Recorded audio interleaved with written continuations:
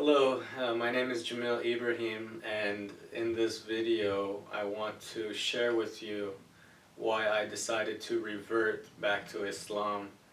Um, my dad is a Muslim and he raised me in that faith. My mother, she's not a Muslim, but she believes in God. And I was raised in this faith, and throughout my teenage years I started to get away from the religion. I started to have anger and hatred towards the religion. I started to have anger and hatred and all these negative feelings towards my father for many different reasons. Thank God now the relationship with my father is much better. Thank God things have improved, and I've begun to learn to love again my father and my mother and my brothers and my cousins, and I'm learning to love again, all thanks to God. But getting back to the story, I was starting to develop a lot of anger towards God, a lot of hatred. I started to rely a lot on this anger, and a lot of issues started happening to me. I developed diabetes when I was around 11 years old, and as I got older I started to care less and less about it. And at the same time I started to care less and less about my spiritual state. It was as if I had sometimes almost no spirit. It was as if I was dead inside. My relationships with the people around me, my family, friends, they were not strong relationships. They were not good relationships. I was always too distant. I was always in a place that wasn't good. And my problems, they started to overcome me. And in my later years in high school, I started to develop mental problems, problems with excessive worrying, excessive obsessions and compulsions. And so I sought out help, but things never seemed to get better. And I think part of the reason why this happened is because I was not close to God during these times. I was pushing away from God. Anytime someone mentioned God, I would get angry. So these problems continued to persist, and my situation kept on getting worse and worse, even though I was trying to help myself now at this point. I'm 24 years old right now, and a few years ago I had a dream. And in this dream, a young girl came to me, maybe around 8 to 10 years old. And she was wearing a hijab, which is the Muslim headdress that women in Islam wear. And she said to me in a very strong voice, "Believe." And then the dream ended. I woke up after this dream and I was very scared and I was sweating.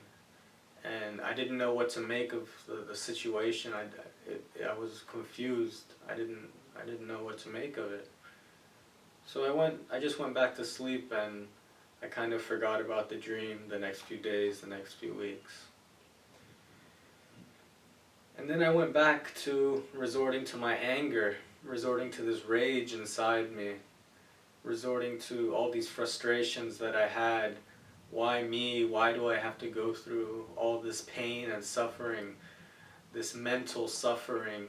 Why do I have to deal with this diabetes, with all the checking of the blood sugar and all the insulin injections and all these things that I have to be aware of, and all these things that felt like they were overtaking me and controlling me, and also the mental part of it. Why do I have to go through all these different, all this different fear and all these different obsessions and these compulsions, to the point where I felt that I was losing my sanity. So it got so bad that I did not want to live anymore. I would ask God to please take my life away, that I didn't want to live anymore. And there were times that I wanted to commit suicide.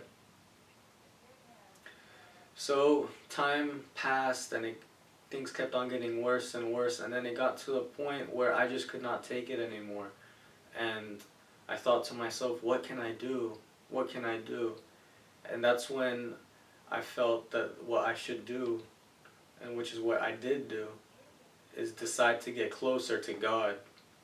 So I decided to start praying again, to start praying to God again, to start not worrying, to start having trust in God, to have trust in those around me. And that's what I'm doing right now. I'm doing the best I can. Things are not perfect. I'm not trying to say that I'm some sort of saint or I'm someone special or anything like this. The whole point of this video is for me to share with you my experience and to share with you the importance of dreams that we have when we're sleeping, and how that these dreams are sometimes these meaningful dreams are ways that our hearts, or the God inside your heart, or the source of creation inside your heart is trying to speak to you, to give you a sign about something. So that being said, I also wanted to share a parable with you, a parable that I feel connects to the experience that I just shared with you.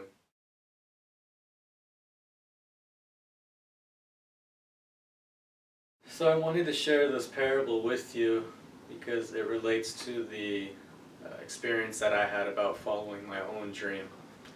And in this parable, there's a man named Larry, and Larry is from London, and he keeps having this recurring dream where a saint comes to him in this dream and tells him to go to Manchester to find a treasure that's over there. So he keeps having this recurring dream, and he finally decides to go follow it, and he goes to Manchester. And he's there in Manchester, and after one day he doesn't find anything. The second day he doesn't find anything. And the third day, finally, in Manchester, there's a man named Max, and he's a shopkeeper there. So he asks Larry, what are you doing here? You know, I just see you kind of standing around looking for something. So Larry explains to him that he's following his dream. And Max laughs at him, and Max tells him, you know, you're a fool for following this dream. And Max explains to him, I had a dream about this man named Larry, and I go to his backyard, and in his backyard, I dig into his backyard and find a buried treasure. But you don't see me going following that kind of dream, now do you? So, upon hearing this, Larry thanks Max for the advice, and Larry goes back to London, goes to his backyard, starts digging, and he finds his treasure. So the importance of this parable is the importance of following your dreams, the dreams that you have while you're sleeping, because a lot of times the dreams that we have that are sleeping, some of them, they may be signs, they may be ways that your heart is trying to tell you something. It may be a way that God is trying to tell you something. That source of creation within your heart is trying to give you a piece of truth. It could be something that could help you in your life in some way. It may be something to help move your life in a direction. It could be a warning. Some people have visions of hell when they are sleeping, and this could be a warning that they're not living their life in the right way. So I'm just sharing this parable with you and my experience in the hope that you can learn and take something from it. And God willing, in the future, I will be able to share some more parables and other experiences that I've had in my life that will hopefully benefit you. Thank you.